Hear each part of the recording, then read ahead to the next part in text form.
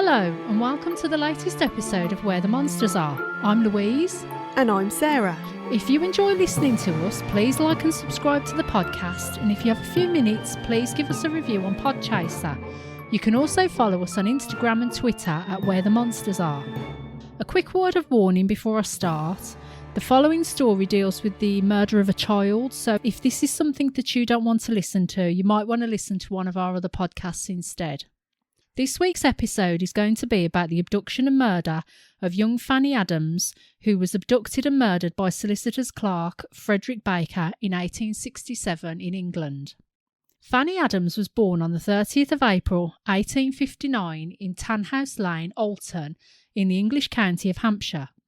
She was the fourth child of George, a bricklayer, and his wife Harriet.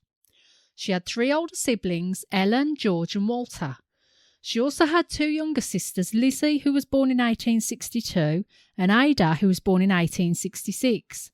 By the time she was 8 years old, Fanny was described as being a tall, comely and intelligent girl, looking to be several years older than she was, with a lively and cheerful disposition.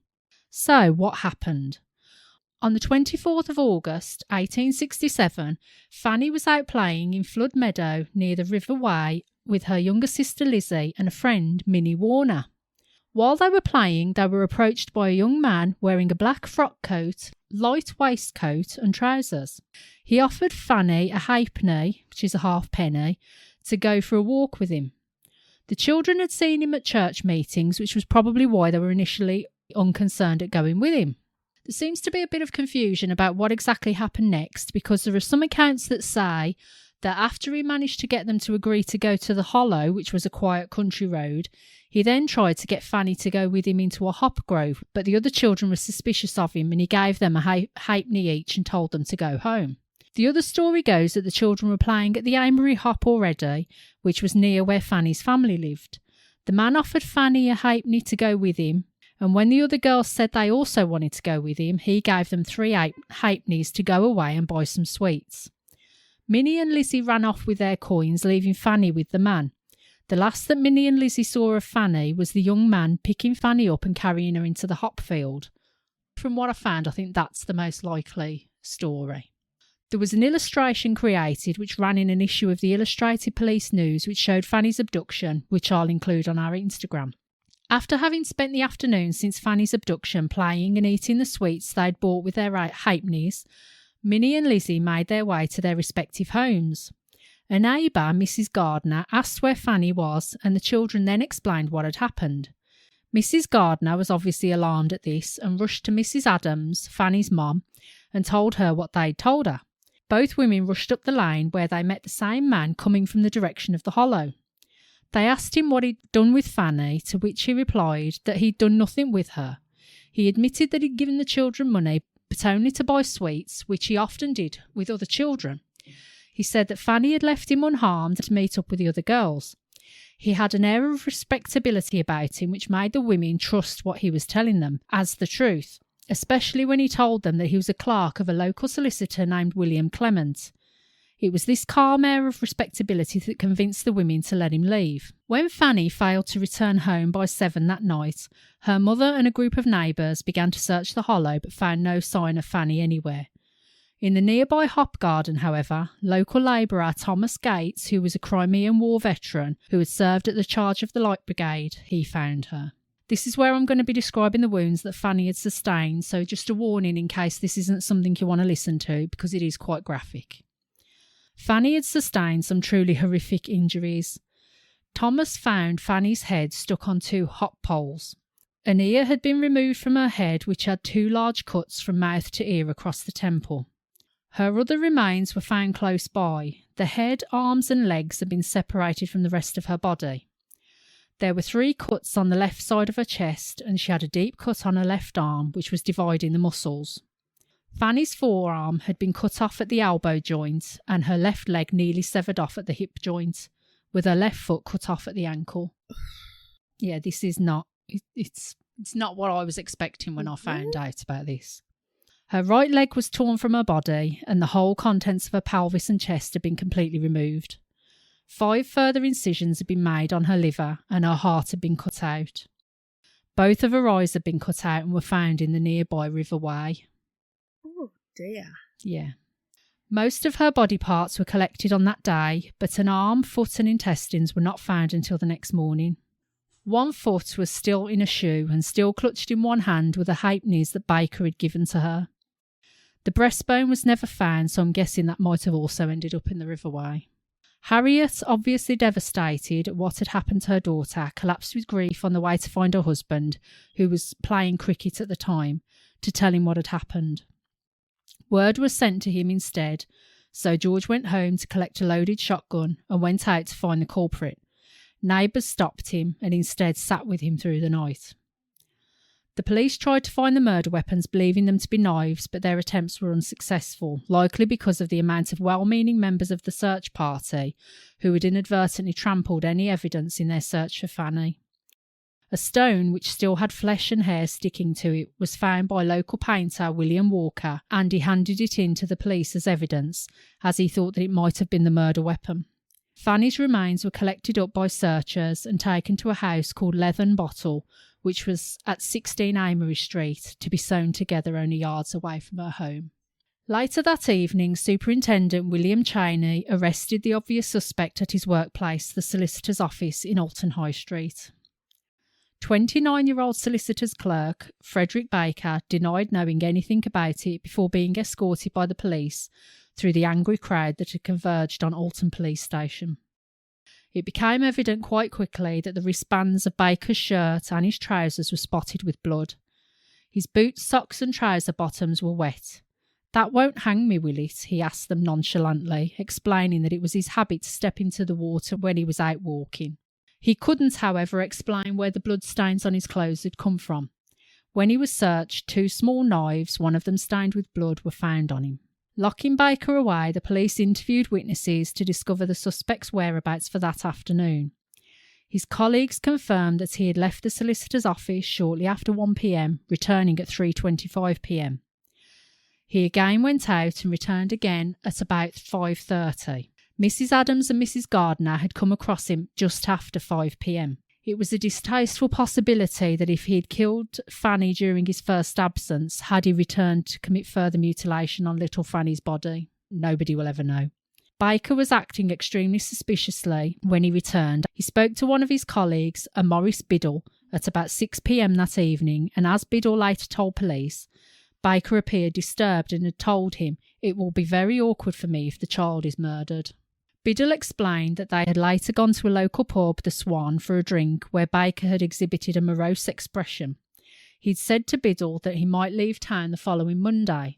When Biddle had said that he might have difficulty finding a new job, Baker significantly commented, "I could go as a butcher." On the following Monday, while searching Baker's office desk, Superintendent Cheney found his diary. It contained a damning entry which Baker admitted writing before his arrest. It read, 24th of August, Saturday. Killed a young girl. It was fine and hot. At his trial later, Baker said that this entry was written when he was drunk and simply meant that he was aware a girl had been murdered. The police surgeon, Dr. Louis Leslie, believed that the rock which William Walker had found during the search for Fanny was indeed the murder weapon. His post-mortem finding was that Fanny's death had actually been caused by a crushing blow to the head. It was confirmed that there was no sign of rape on Fanny's body. Further investigations continued, and a young boy whose parents lived close to the Adams family came forward as a witness. He said that he had seen Baker emerge from the hop garden at around 2 p.m. on the day of the murder, with his hands and clothes saturated with blood. He said that he saw Baker stoop down by the river and calmly wipe himself with a handkerchief, after which he put a small knife and another unidentified object in his jacket pocket. Superintendent Cheney requested an immediate forensic test in late October.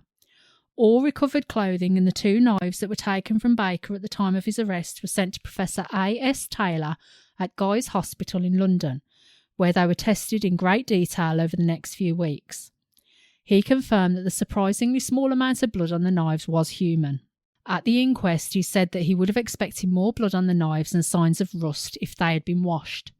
He was of the opinion that even an inexperienced person armed with the proper weapons could have dismembered a body in about half an hour. Blood would still run but would not have spurted from the body. The time it had taken Baker to cut the body into so many pieces most likely gave him the opportunity to choose his positioning so that he might not necessarily be covered in blood. I had that thought myself, wondering why he wasn't covered in blood when he met Mrs. Adams and Mrs. Gardner after coming away from where he had left Fanny in the hop field. The wristband of his shirt, when it was examined, had been folded back and diluted blood was stained in the folds. Baker was being held in Winchester jail while investigations were ongoing, and he was said to be talkative to the prison guards and especially the prison chaplain. He still insisted that his conscience was clear with regard to the murder and wondered who the guilty person was, hoping that he would be found. He ate and slept well, which was in contrast to how he was described when he later spent time in Alton prison, where he reportedly struggled with disturbed sleep and physically shuddered at the sight of meat. You can infer from that he was in denial in the start of the criminal case. Or he wanted them to think that. Yeah, maybe. I'm going to go into the inquest now. Things happened very quickly because on the Tuesday evening after Fanny's death, an inquest into her death began at the Duke's Head Inn under Deputy County Coroner Robert Harfield. This happened so quickly because at the time British law required that in the case of a sudden death an immediate inquest must be held under the jurisdiction of coroner. Coincidentally, the inn was located opposite the solicitor's offices where Baker worked. Baker's only response when asked if he wished to say anything was to say, "No, sir, only that I am innocent." The jury heard the grisly evidence and returned a verdict of wilful murder against Frederick Baker for killing and slaying Fanny Adams. He was then remanded to Winchester Prison to await the formal committal hearing. This was held at Alton Town Hall on Thursday the 29th of August before local magistrates. Still protesting his innocence, Baker was held over for trial at the next county assizes, which is a judicial inquest. A large crowd were waiting outside for him to be moved from the town hall, and police had to sneak him out to protect him from them, such was the anger in the town toward him. Fanny was buried the following afternoon. The service was presided over by the Reverend W. Wilkins, curate of Thedon. Many people were present and a collection was made to pay for a gravestone. The parish register entry for her burial has a footnote reading "Cruelly murdered by Frederick Baker." Fanny's headstone was erected in 1874. It was renovated a few years ago and still stands in the town cemetery on the old Odiham Road. The inscription on the headstone indicates the strength of feeling against the murderer. Sacred to the memory of Fanny Adams, aged 8 years and 4 months, who was cruelly murdered August 24th, 1867. Fear not them which kill the body, but are not able to kill the soul, but rather fear him who is able to kill both body and soul in hell. Matthew 10:28. This stone was erected by voluntary subscription. The headstone might have been our only reminder of the tragic events had it not been for the macabre humour of British sailors. I'm sure most British people are aware of the saying Sweet Fanny Adams, which is known to mean nothing at all and has evolved over time to come to be known as Sweet FA or fuck all. I was obviously aware of this saying, but I didn't know before I started researching this story who Fanny Adams actually was. And it's a bit creepy to think that the saying comes from a poor little 8-year-old girl who was brutally murdered. Going back to what I was saying about British sailors, served with tins of mutton as the latest convenience food in 1869, they unhappily declared that their butchered contents must surely be Sweet Fanny Adams. That's terrible. Yeah. The way that her body was found strewn over a wide area presumably encouraged speculation that parts of her had been found at the Royal Navy Victualling Yard in Deptford, which was a large facility which included stores, a bakery and an abattoir. A macabre sense of humour indeed. Gradually accepted throughout the armed services as a euphemism for sweet nothing, the term passed into common usage. As an aside, the large tins in which the meat was packed for the Royal Navy were often mess tins, and appears that even today mess tins are colloquially known as fannies. I'm going to go into the trial now and what happened. Baker's trial began at Winchester Assizes on the 5th of December that year. Little Minnie Warner was carried into the court in order to testify. The defence were of the opinion, perhaps rightly, that it was impossible for Baker's small knives to have dismembered Fanny's body and focused on Baker's mental state. It was discovered during the trial that his father had some years before tried to kill his children. Baker was known to have a younger sister. A cousin had been interred 4 times in a mental asylum. Brain fever had caused the death of his sister, and Baker himself had attempted suicide following a failed love affair.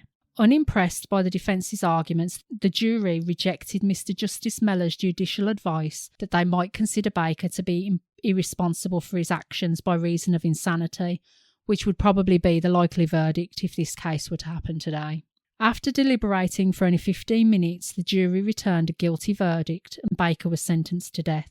At 8 a.m. on Christmas Eve 1867, only 19 days after receiving a guilty verdict, Frederick Baker, aged 29, was hanged in front of Winchester County Jail before a crowd of 5,000 people, the majority of which consisted of women and children. It was one of the last public hangings in front of the jail. Following the execution, it emerged that Baker had written to George and Harriet Adams, Fanny's parents, expressing his deep sorrow for the crime that he had committed in an unguarded hour and not with malice aforethought. He sought their forgiveness, adding that he became enraged at her crying, but that it was done without any pain or struggle. He strongly denied that he had abused Fanny or had attempted to.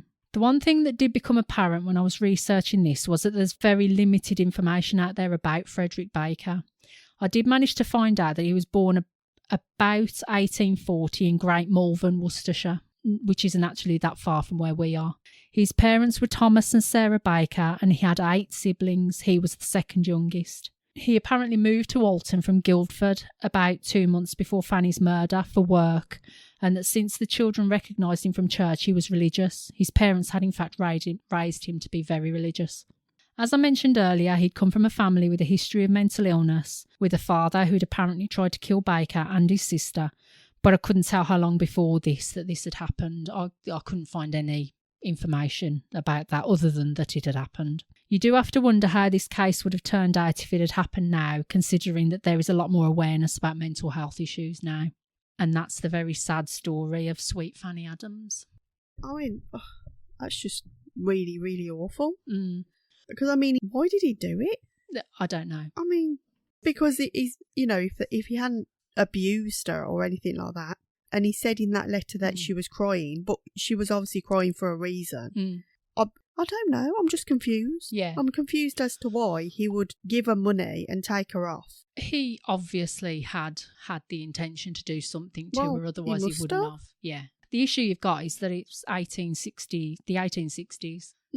Records are not the best that were held back then. So you know the basic information. You could probably find information in newspapers, which I'm guessing where a lot of this information came from. I did find some of the information, but it's more about Fanny rather than about the case itself. Obviously, it was her that he wanted, because the other girls wanted to go and he gave them money to not go. So yeah, there was obviously a reason he picked her. Yeah, I don't know. And the fact that he'd only been there a couple of months, so whether he was watching her or what, I don't know. But I mean, you can see that. I mean, the town just wanted to lynch him. Well, as they do with anything like that. The police obviously had to sneak him out and that. I mean, I found out during my research into true crime, into murders, I'd looked into it and I was like, oh, Fanny Adams, Sweet Fanny Adams. And I was thinking, oh, is that connected to that saying? Well, yeah, because I mean, I'd heard of that. You just don't. I mean, I can't say it's a saying that I have ever used, but I mean, I bet people don't realise that's where it comes from. I had absolutely no clue that that's where it came from, even that it was from a murder. I had no idea about that. I think I was just researching, I was just Googling for murders and that came up and I was like, Fanny Adams. And I had just never heard of it. I mean, we're British. Sweet Fanny Adams is something that's in our, it's in our history, you know. But yeah, that's one of the saddest things I've ever heard, to be honest. Yeah, poor girl. There are a lot of murders, missing people that you don't ever hear about anyway. I mean, you only hear of a small percentage in the news. And, yeah. You know, so, I mean, yeah, she could have just been. And she probably would have been. She probably just would have been a headstone. Although the brutal nature of her crime, you would assume that would have made... Well, you would think that, but I mean, I'd never heard of it. Well, no, I mean back in them back days. In those, yeah, no, definitely, yeah. Very sad. Yeah. That's not what you were expecting when I told you I was doing Fanny Adams, is it? I know. I mean, I don't really know what I was expecting, to be fair. I gathered it was some kind of a murder. Very sad. There's not really much I can because I've got lots of questions, but you're not going to be able to answer them. Like you say, you just don't know. You can't. No. I mean, as I say, a lot of the information that I did find was related to her, not necessarily the murder. And it's very sort of contradictory, some of the stuff I found.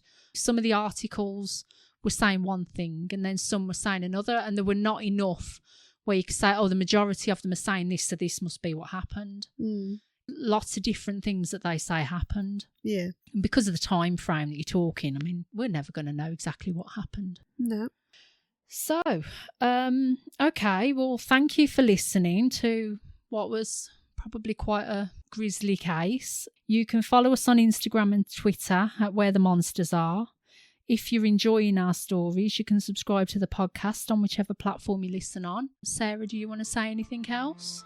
No, not really about that one. That's left me a bit lost for words, that one. Which for me is rare, as we know. It is very rare.